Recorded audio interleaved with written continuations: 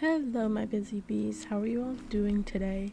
So, today I'm going to be talking about what it was like growing up as the artist child. What it was like to be the artist in the family. Oh, I do art. So, the pressures that came with that growing up. If you enjoy the video, don't forget to like, comment, and subscribe. Now, let's get into it. Also, a little bit I might sound a little whispery, a little quiet because I'm recording this so late. Oh my goodness. Anyways, so as you guys know, I've always liked art. I've always enjoyed art. When I was really little, I used to like draw things like characters and cartoons and things that children normally draw. Like I'll draw things from my favorite children's books like Clifford the Big Red Dog. Yeah, I remember drawing him all the time for absolutely no reason. I was also really into drawing like skits and comic panels of like cats and dogs and stuff, and that's probably because of like children's shows. They always have like talking animals, and I think that like gave me a lot of inspiration as a kid. But anyway, I remember when I was going to my parents, like, I'm going to pursue art. I want to pursue art.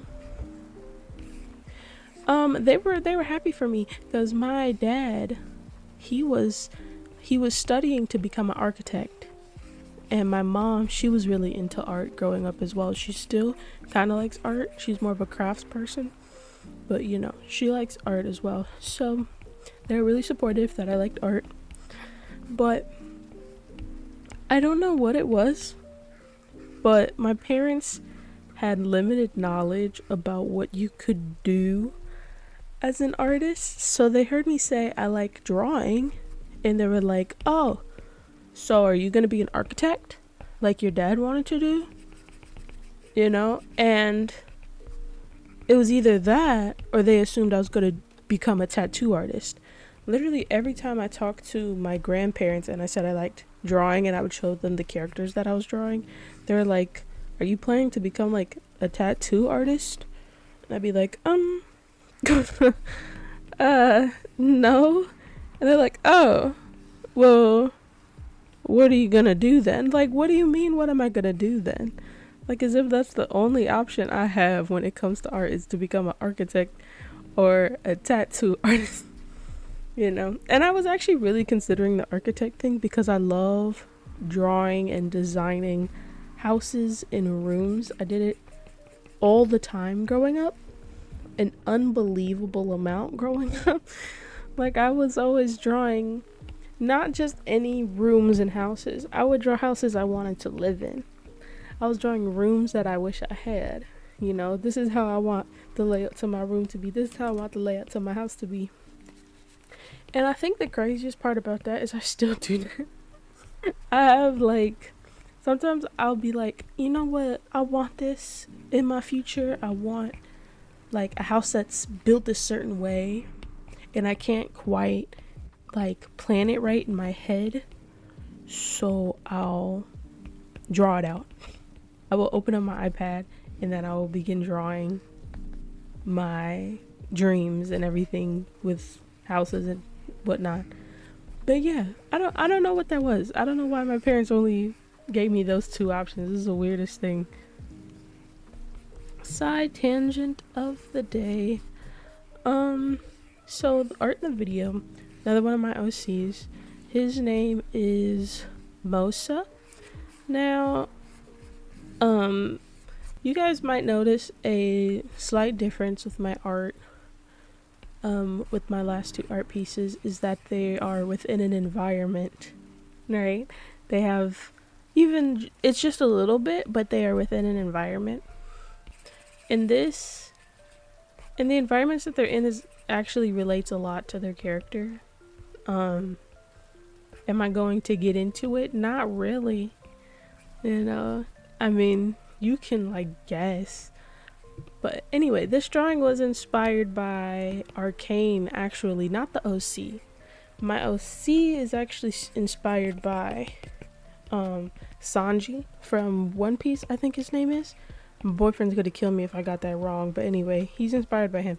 But the drawing itself was inspired by Arcane because there was so many like drowning symbolism within Arcane, and I was like, I kind of wanted to portray him in that same setting as what's his name? Oh my god. Silco? Yeah. Gotta put him in that same setting. Does it have the same meanings? Absolutely not. No, but like it's just inspired by it. So yeah. That's about it for the art in the video.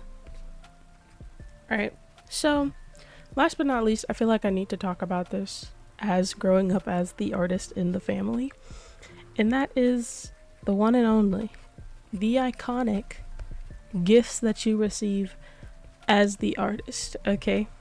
Oh my god, I know we all have that experience with that drawing kit with the dry markers and the stale pencils and the flimsy like sketch pad paper. Oh man, that was a hood classic. When I tell you, I was probably gifted 2 to 3 of those in my life, and I'm like, y'all are some of the most not creative gift givers I've ever seen. Like, you walk into a store to buy something for an artist, you see things like canvases, you see paintbrushes, you'll see paint, you'll see like actual good sketchbooks, you'll see a new pack of pencils, literally anything, and you reach for that iconic, all-in-one cheap $2 box.